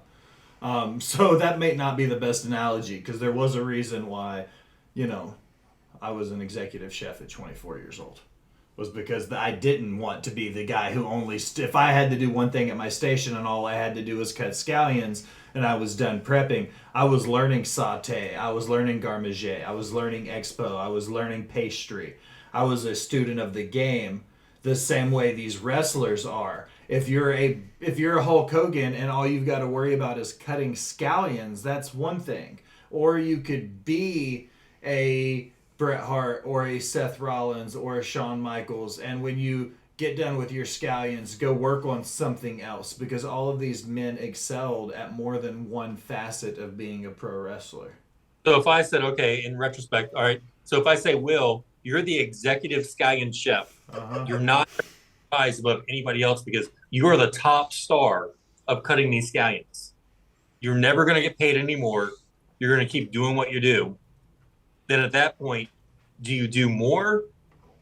Even though you've hit your ceiling. Like I would have Hogan still done more than a fucking, scoop body slam and a leg drop, you son of a bitch. That's for sure. I still would have done more than that. Okay? I would have done more than a scoop body slam and a leg drop. Well, I can tell you, as a restaurant guy, if you did the scoop body slam as a scallion guy, I'd have to fire you. Great chefs can take fewer ingredients and make amazing dishes with less, in the same way the true workers and stars can sell tickets and get a crowd to react by doing almost nothing in the ring. Well said, Bama. The difference is Hogan came in and said, I refuse to do anything but cook one thing, and that's all I will cook, unless a legit badass didn't put up with his shit and forced him to cook something else. Also true. Man, the chat's on fire tonight. Everybody's bringing good arguments. Yeah, like Hogan going to New Japan. Like, it was a different match. Like, even Hogan against David Schultz. Do you ever find those matches?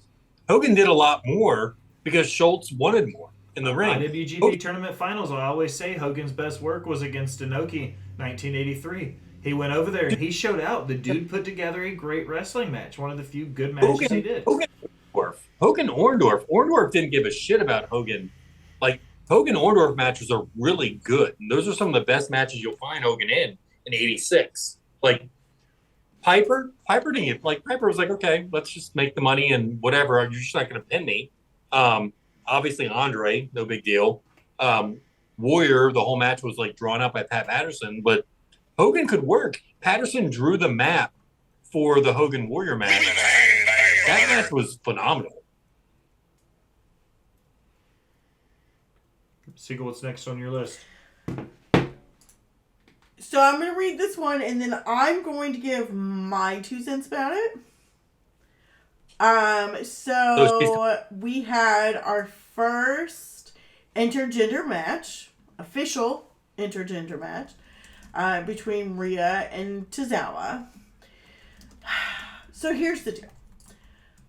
I was super, super pumped when this was building and they're like, yeah, we're gonna do it, and then they go to commercial break, and then I come back and it's not super great. Like, here's the thing, they've been doing so much to like get Tozawa out of that 24/7 division nothing, and have been like trying to build him up, and then they let Rhea like beat the shit out of him. Like, here's the thing. If you're gonna have an intergender match, then have an intergender match. Like, don't be pussies and not let him hit her.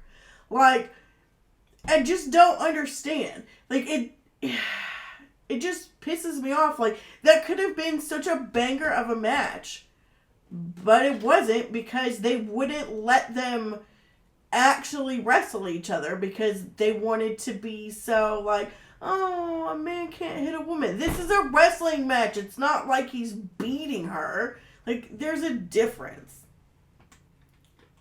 Thank you for coming to my TED Talk. Match. I've definitely heard about it on other podcasts. One, Tozawa. The only reason why I even know about Tozawa is he's on my WWE 2K22, and I saw him. I was like, who the fudge is this guy? No clue who he is. Rhea's bigger than him. If you're going to do an intergender match and you're going to commit to it, I agree. Like, you've got to commit to the entire thing. Like, Randy Orton gave a RKO to what's her name in the Royal Rumble. Like, he didn't hold anything back. They held things back. These two, though, I think also exposed themselves during the match, from what I've heard. The fact that it wasn't the match wasn't good. Like, they didn't apparently cooperate with each other very well. So I think that's one thing that's probably bad on WWE training is the fact that if you have to call it in the ring or they're thrown off by anything, the match isn't going to be good. They have to get to a point. Like, Chyna was not a good professional wrestler or sports entertainer in the ring. But the partners that she worked with, Chris Jericho, Kurt Angle, were good. And they could carry her to a good match. Tozawa and Ripley, apparently from what I've understood and I hear, is it wasn't a good match. As soon as I get internet, I'm going to watch it. But yeah, I don't know. Was it them not like getting along or not like being able, like the chemistry between them just didn't happen? Or was it the fact that WWE was trying to be so PC, they didn't want to allow things to happen in the match? I think it may have been both. I mean, what Katie said, it's definitely a win. We finally got an intergender match. Like, it's a win. But to what Matt said, she needs to be wrestling dudes that are her size.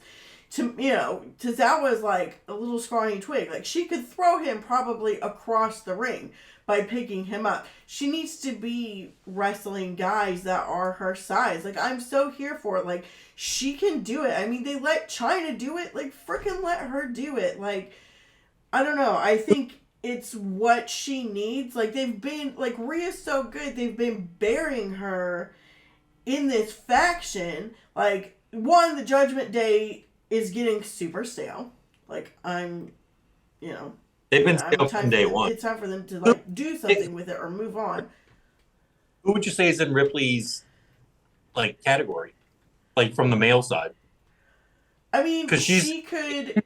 He's taller and bigger. Be her size. Seth would be her size. She could. Sami Zayn. Pretty much the majority of the men's roster. I would say at least a good 60% of the roster. Bama just rattled off a bunch of those same guys. Sammy, all credible until they get heated and hyped up and ball up their fists like they would with a man, and that's what they're scared of. I think that if done right, you could pull this off, and I think what they're doing is kind of hopefully they're using this as a way to build to make her more credible against other men. Let her beat somebody like a Tozawa to show she can compete against men and earn a match against somebody else. You know what I mean? Now that she's beaten a man one-on-one, we give her a shot against somebody else now. So hopefully they're using it as a building opportunity there to get us to her working with, an AJ or somebody. I mean, build her up. Let her go against Austin Theory for the U.S. title. Tozawa's a jobber, right? So to build her up, are you talking about like a Goldberg build? Like she's going to go, I'm 1-0 against men, I'm 2-0 against men, I'm 100-0 against men. Like, is that what you do for her character? And like, what does that do to like an AJ or a Rollins or an Austin? Like, what does that do to them? To like, what happens to their career after this point? Like, it's not like Chyna with Jeff Jarrett beating Jeff Jarrett, who's leaving the company. Like, that's why she beat Jeff Jarrett. In a good housekeeping match, by the way. Yeah. So what is that? It builds her up, and that's great. But then you also have a very strong woman on the other side, like Becky Lynch, who's building up the women's division as the man, and she's dominating on that side. Like, Chyna didn't have that. Chyna didn't have competition like Becky Lynch. So if Rhea goes after the men and start beating the men, what happens to Becky Lynch and her character for beating all the women?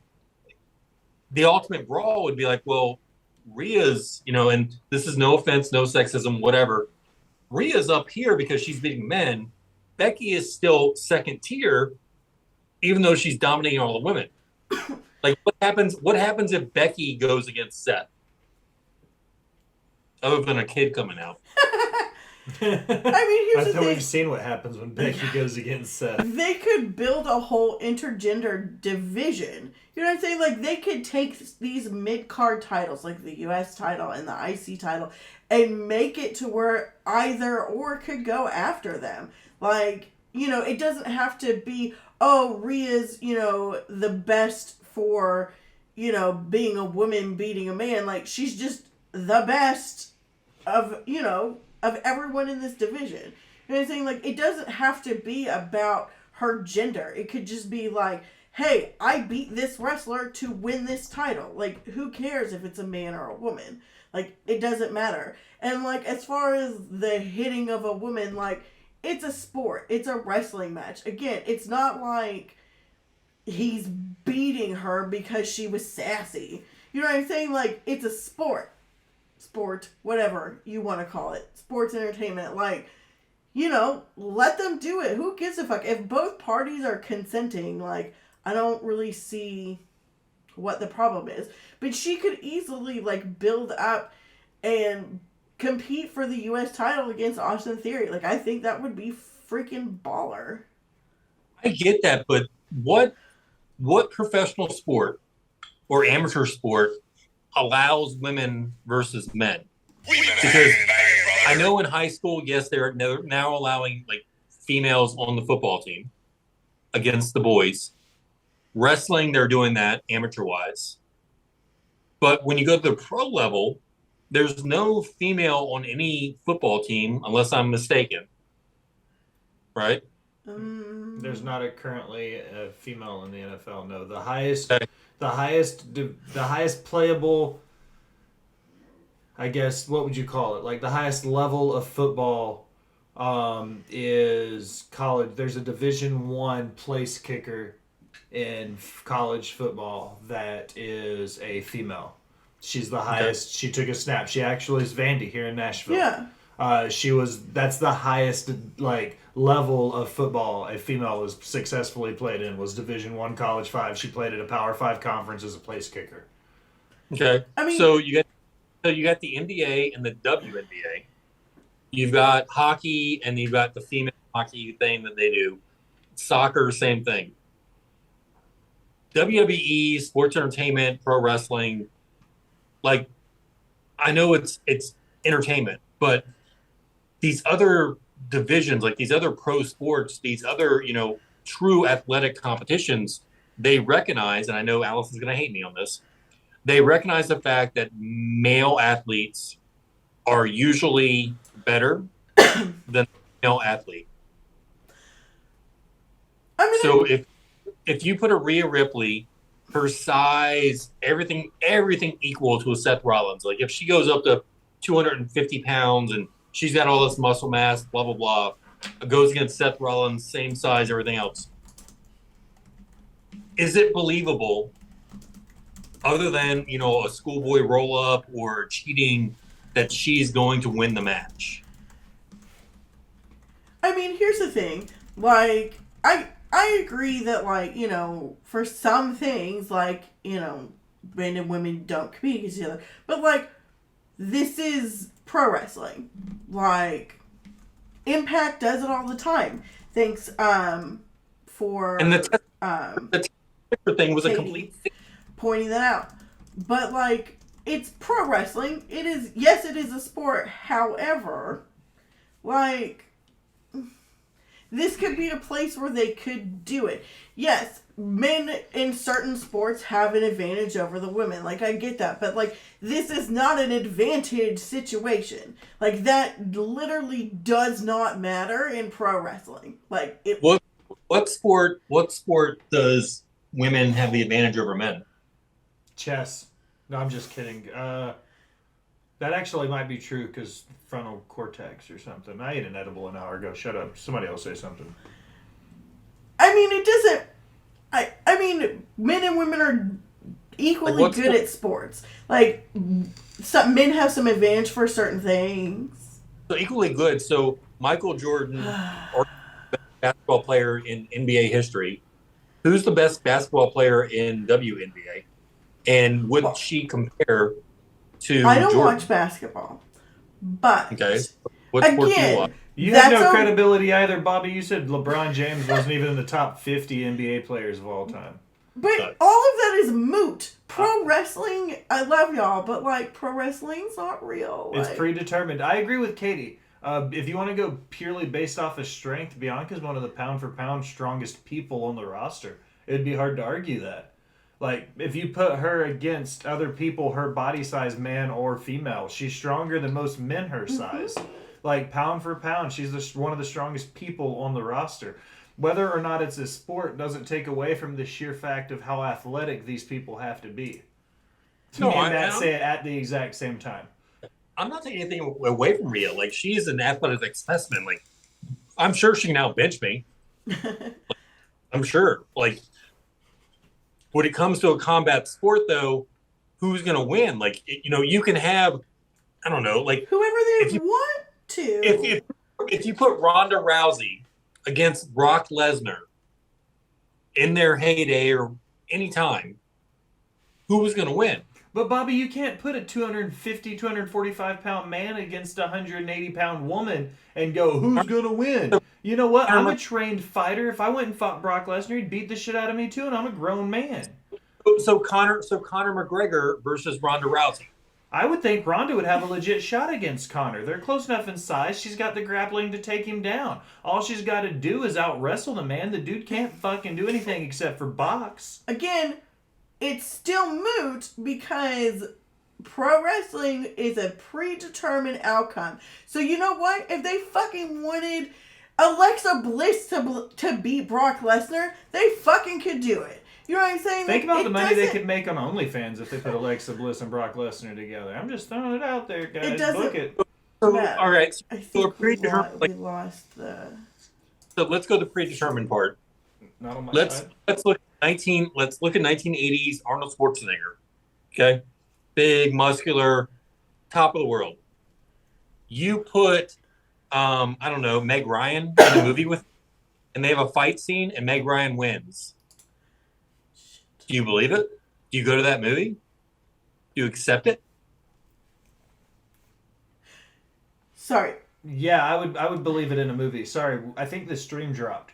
We both saw the same thing. Oh, it did. It came back. In a movie, though, it's believable because it's a predetermined outcome. And that's my biggest thing. When people are like, pro wrestling's fake, I go, what's your favorite TV show? And before they finish, I always go, it doesn't matter, it's fake. Like, it's all the same thing. It whether or not it's a sport is a moot point. What the fact of the matter is they are athletes who are doing a predetermined thing. So what would that do to Arnold Schwarzenegger's next movie that he just lost to Meg Ryan in this other movie? That he had a fight scene in the next movie and he beat somebody like Arnold Schwarzenegger or Jean-Claude Van Damme. Where's the believability to it? Like, where that character development? Like, if he plays the Terminator and he loses to Meg Ryan in this movie, he plays the Terminator again, he fights Jean-Claude Van Damme, and then he ends up winning. Then I would say Meg Ryan would beat the absolute dog shit out of Jean-Claude Van Damme using that logic. I'm just saying you've got to think about character development, like where the story goes from that point. Well, let's be honest. You're bringing up, Meg Ryan in the Terminator universe. Right. Who played Sarah Connor?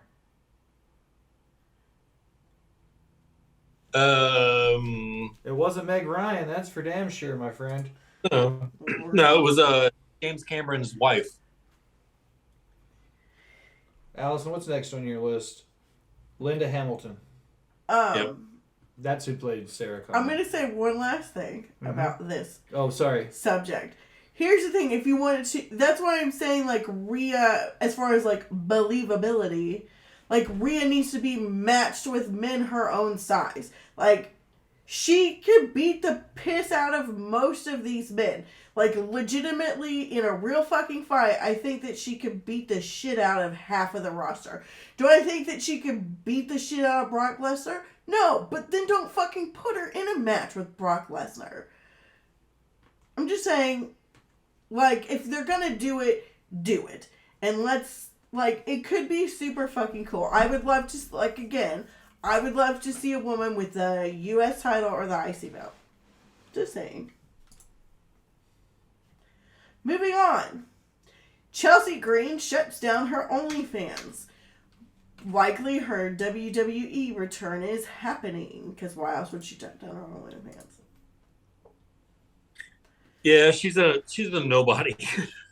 Chelsea, yeah, great. She's nobody. She's come back to WWE. Yay. Zach's probably gonna follow her since I think they're married. Matt. Yeah. So who cares? Like she wasn't great when she was there before. She wasn't great in Impact. She's a mid card player. Another one of these people I think that Triple H is just throwing money at for unknown reasons, and going to be another disappointment when she gets up there because he's thinking that we all remember her and all know her, and really we don't. I think it's hilarious how often you'll say something, and then Marie will chime in like right behind it. As you're saying Chelsea is a nobody, Marie is saying Chelsea is a nobody. She even said she's not even mid-card, Bobby. Like, don't even give her that much credit. Thank you, Marie. And I can't see the chat, so I'm sorry. Sorry, anybody that's commented tonight, saying anything to me or whatever. I doubt there's many, but yeah, you know. We've been filtering it to help your self-esteem, you know. Yeah, but me and Marie Shadows, always. I like it. I think that Chelsea Green coming back is one of those cheap pops for clout. Papa H will bring her back in. She will get the pop because she is an indie darling that he wants to prevent from going to AEW. So I think she'll come on. She will immediately get tossed in the mid-card. She's going to be very much like a Carmella or as Zelina Vega or somebody along those lines. She'll end up as a valet or manager for someone, more than likely Matt Cardona, both of which are free agents now. They're both, I would say, all but guaranteed plugs at some point in the Rumble. So yeah, Chelsea's comeback will be a lot less than what like Kim Kardashian's was. I see what you did there, Bobby. An hour and 37 minutes before Bobby said something completely off the wall. I mean, they're probably only bringing her in because they want Matt. And I'm sure he said that he wasn't going to go anywhere without her. Yeah, and I can't imagine his character getting over in WWE.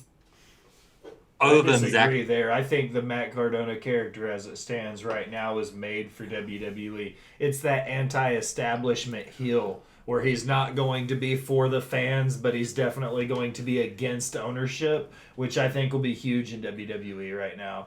So I think him coming in playing the the anti-WWE but still fuck the fans heel that he plays, I think Cardona could do great in that mid-card, lower main event kind of reign. He's going to be an MJF without being main event and without being the speaker that MJF is my opinion on Matt Cardona.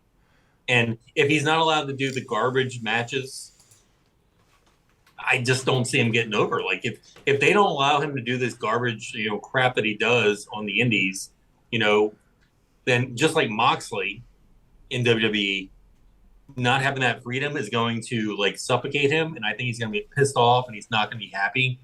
So I don't think we're like going to get a lot of like good out of him. Yeah, I agree. Let's knock like two more out, Miss Siegel, and then we'll take it home. I have one more. You have one more, then I've got one more. That's perfect. You do yours, then I'll do mine. Something we talked about earlier. Deonna Purrazzo invites Mandy Rose to join Impact.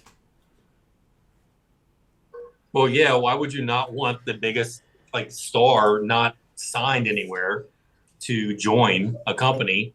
I wouldn't really call her the biggest. Well, according to her manager, she's going to be a millionaire in like 3 weeks. Well, she should have already been a millionaire. He's not doing a very good job as a manager if she's not. Why are you assuming it's a he? Whoever the fuck it is, they should be a better. If she's WWE talent and she's been a champion for the longest reigning NXT champion and she's not on a 7-figure contract, he did not do a very good job of that. 7 figures would be million. That's 2 commas. I think Mandy, again, I don't think Mandy needs to go to a wrestling company. She's already gained, where she goes like 5 years from now, again, like when she's going to be 37 years old. And, I'm sure she's going to have her looks, but at 37 years old in pro wrestling business, that's very old. Even at 32 at this point, she's old for a ladies wrestler, for a female wrestler. And that's not being sexist. It's just the facts. She's going to have to reinvent herself. If she's not making the money on social media that she wanted in a couple years, then yeah, she can go and be a Mickey James, who's just a classical wrestler in the ring. And a Saint and a friend of the show, and she likes Allison's glasses. Yeah. So I don't know. I think Mandy's got her choice. She can go to any company she wants to. I don't know if she really needs to be a wrestler. Maybe she goes to be a backstage announcer and just do that to get over, just to stay relevant. But I think she's got a lifelong job with WWE once they figure out how to balance this extra money she's making outside of WWE. I have a question. So you think that 32, she's towards the end of her prime, I guess, for wrestling? Where do you think Becky is in her career? How old's Becky? No, answer the question first. Okay. I think Becky is very close to the end of the Man character. She just relaunched it. But I feel like Becky within the next 2 years, she'll be done. Bobby, let me interrupt you. Let me be very rude. What's the age out limit for you now? Where are we at? When it comes to my personal life, I'm about at 30. 30, so we have gotten up to 30? Have gotten up to 30. Okay. When it comes to pro wrestling, sports entertainment, when it comes to selling your sex, I think honestly, 34 is probably really pushing that age. And that's just, when you look at the hub, okay, the P hub, those girls that are out there, Riley Reid, all the other ones that are out there, I can't remember all their names. They legitimately are retiring at 26 years old, 27 years old after doing this 4 or 5 years. I don't see sex selling much on the internet past a certain age because we all get older and we all get perverted, and I don't want to look at somebody my age unless they're, really hot. And my grandfather told me one time, I said, Grandpa, 43 minutes. Yeah. Grandpa, you guys are in your 70s, 80s, blah, blah, blah. Is she still as gorgeous now as she was then? Yes, she's still beautiful. But I turn my head to everybody in their 20s, women in their 20s and women in their 30s.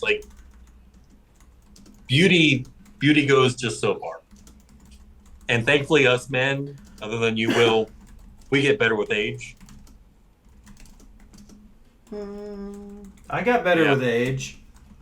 Except for, not. Whatever. Fuck you, Bobby. Thank you. I got something. All right, you got something? Go. For Bobby. Of all the top women in WWE right now, there's only one under 30. And that's Liv. And she's 28. So there's still hope, Bobby. There's still hope. We don't yuck anybody's yums. Bobby likes them young. That's fine. That's his cup of tea. But I'm just saying, I guarantee you that there will be a new crop If you look at the NXT girls, I'm sure they're younger than 30. Yes. But Okay. as far as like the top women right now, Bailey's 33, Becky's 35, Charlotte's 36, Alexa's 31. I think Rhea may be under 30. Breaking news right here on Botched Spots and Chair Shots. Katie Kinsey says that Bobby sounds like a disgusting old man. That's not very Thanks, Katie. Don't forget to follow my TikToks. God. I love and hate you simultaneously so hard sometimes, Bobby. WWE and tradition is when the women get older, they zap them out. Like, other than like Moolah or Mae Young, those are the only two women that they pushed. And Mae Young was later in her life, but Moolah was the only one that they've ever pushed beyond that age. Like Stratus, under 20. Who else? But Lita. Bobby, I can say using your argument right now, though, Moolah was in charge of 90% of the female booking happening anywhere in the country. She was the Vince McMahon of female wrestling. So she put herself over for 28 years. She didn't have to have a booker do it. She chose to do it herself.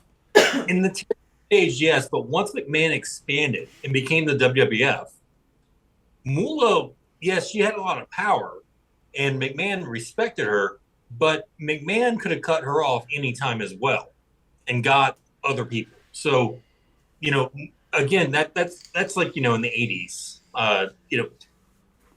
Now, 90s, 2000s, there's not been a top female wrestler, I would say, over 34 years old at this point in time. They're all over.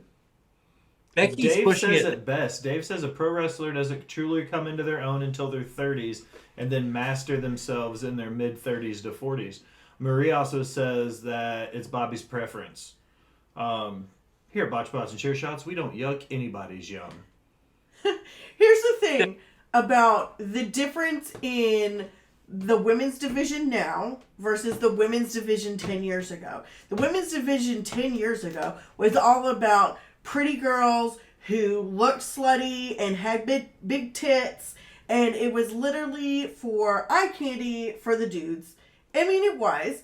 And now they're moving towards these women being legitimate stars and athletes. So their age is irrelevant. You could say the same thing about the men's division. Like, do I want to see old fuck Goldberg out there? Hell no. But it doesn't deny that he's mostly still okay in the ring. But I'm just saying. Whoa. Goldberg was never okay in the ring. Whatever. Women, Allison, duh. What'd you say?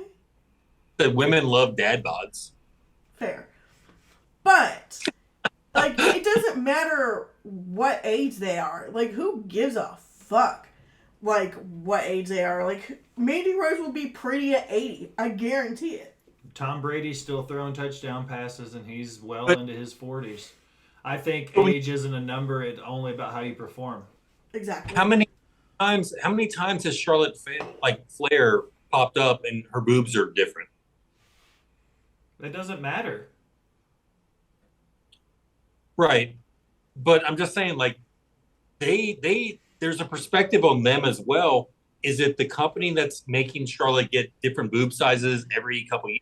No, she's choosing to get boob sizes every year. She actually, I believe, wanted to say she took out her implants because they were bothering her. But they're not making them get implants. I mean, most of the women don't have implants now. Like who? Will, just so you know, I'm on 10% battery.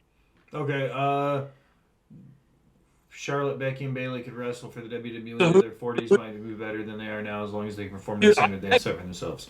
I completely agree. Bama, once again, I reiterate, I just keep repeating myself that age is just a number. If you keep performing well at the highest regard, then you'll always be able to perform.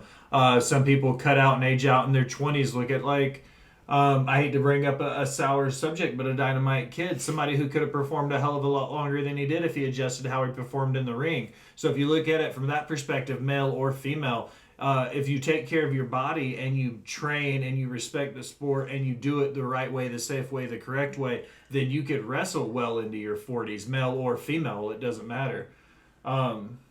So, Yeah, and I agree. I hope so for all these females. At the same time, WWE has a history of when you get to a certain age as a female, they push you out. That was just an old mindset. They're not really doing that anymore because old man Vince is gone. Triple H and Stephanie are in charge. That's exactly right. All wrestling. It's not about age, it's about the entertainment. As long as any of them can still put on a show, let them do it. Like Moolah and May were perfect examples of that. Like they were like putting on a hell of a show, like hell of entertainment. So I hope that these other women can do the exact same thing. If they again, WWE is an entertainment company, and if you don't look good, it doesn't matter exactly how well your acting is. You got to look good to be able to have them like promote you. I mean, if Jack, I agree. I mean, it is entertainment, but like these women in their 40s and 50s are still going to look amazing. Yeah, like if Nicholson got in an accident and ruined his face, they're not going to put him in a movie as much as they would Jack from old. Right. And that's how pro wrestling is. They've got to be able to sell that appeal. And, with women wrestling, yes, it is a lot of in the ring capability, but there is a sex appeal to it, just like the men. You've got to have that sex appeal if you are performing in the ring with an Otis or a Roman Reigns. Same thing. People have to be drawn to you, whether it's by your face, your body, or just your actual appeal. So you've got to have it all. And unfortunately, again, I think the rule of thumb is men look better at age and women go down with age, and that's social thing, not me. Bama, I'm moving away from this landmine before either one of you say something where I have to make a whole new show. I don't want to have to do that. Don't get us canceled. Bobby, don't get us canceled. Marie chimes in with a couple things. They can wrestle after having a family, which is cool, but generally women leave on their own choice. May is the GOAT. No one her age was being put through tables. All Wrestling for Life. Agree there. May came out and she would say things to Mark Henry like, work with me like one of the boys. Don't take it easy on me. I love that about her. Bobby, Allison, we made it. That's I think that's enough. We've done all the damage we're going to do tonight. Miss Siegel, I'm going to let you tee off. Plug your stuff. Tell everybody where to find you, what you got going on. You can find me on Twitter, TikTok, and Instagram, JustAGirl918. Please follow me on TikTok. Will finally hit his 1,000. And I'd really like to hit my 1,000. I'm at 252. So please follow me on the TikTokies. I've been posting some really awesome content. Tomorrow is the last day of the 12 days of WrestleMass. If you have missed any of that, you can check that out either on my TikTok or my Twitter.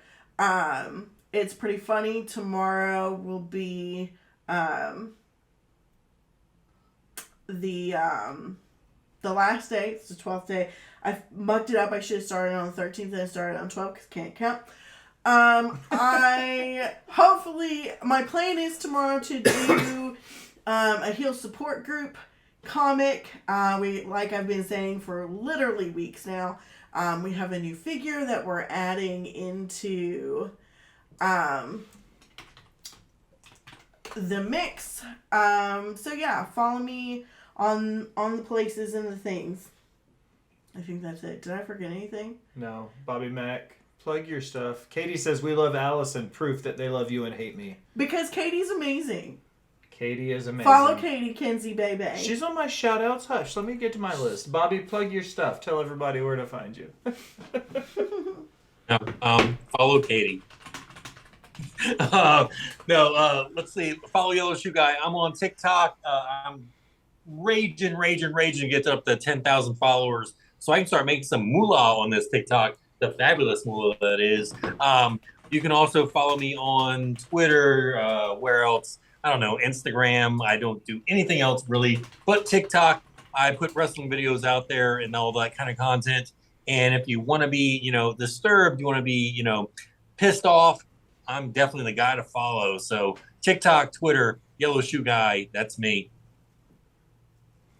Don't hate you, Will. Just love Allison a bit more.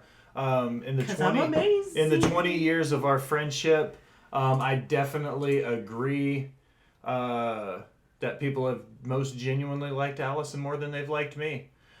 Shout outs this week. Follow The Kai Tai Show and RN. They're the host of The Rewind. Follow MATTRIDDER at Smacking It Raw. That's my boy Matt Ritter. He's the host of the #1 podcast on Pornhub, Smacking It Raw. Follow his co-host Daddy Delgado at SES Vince. Follow Katie Kinsey Baby at Katie Wrestling 13. She's the Shamanist She Elite. Follow BamaDave at Bama Chatter. Follow Marie Shadows. Follow Ted the Hillbilly Hill at the Hill Truth Podcast. Follow Panda Wrestling. Follow Dad Hat Wrestling. Follow Jacksonville 89. Follow Bree Stout. Follow All Wrestling for Life. Follow all my friends. Ravage. Follow Ravage Dragon.